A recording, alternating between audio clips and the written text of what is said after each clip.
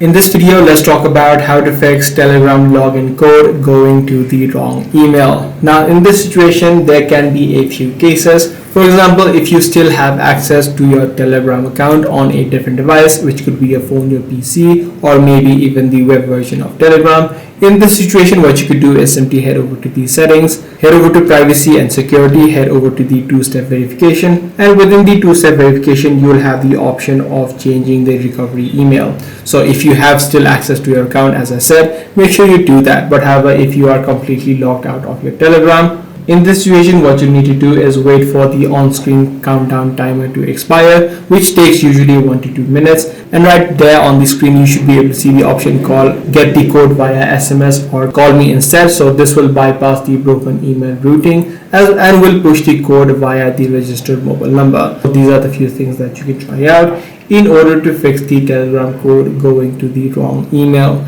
If this video was helpful to you, be sure to subscribe. I'm going to see you in the next one.